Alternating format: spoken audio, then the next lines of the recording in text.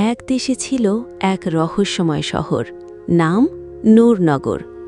দিনের আলোয় শহরটি দেখতে ছিল একেবারে সাধারণ, কিন্তু রাত নামলেই জেগে উঠত শহরের আসল রূপ। আলো ঝলমলে রাস্তায় চলত কথা বলা গাড়ি, আকাশে ভেসে বেড়াত জাদুকরি পাখি, আর ফোঁয়ারা থেকে বেরোত রঙিন জল, যা মানুষের মন পড়তে পারত।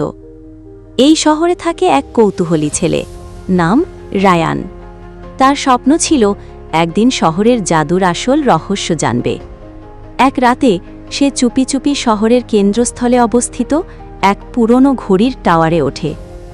সেখানেই খুঁজে পায় এক জাদুর বই, নূরের গোপন কথা। বইটি খুলতেই ঝড় বয়ে যায়, চারপাশ আলোকিত হয়ে ওঠে, আর রায়ান দেখতে পায় শহরের অতীত।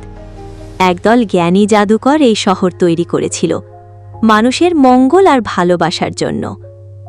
কিন্তু বইটি বলল, শহরের জাদু কেবল তখনই থাকবে যদি মানুষ তার হৃদয়ে ভালোবাসা আর সততা ধরে রাখে, না হলে জাদু হারিয়ে যাবে চিরতরে। রায়ান বইটি নিয়ে ফিরে আসে আর শহরের সবাইকে জানায় জাদুর আসল মানে।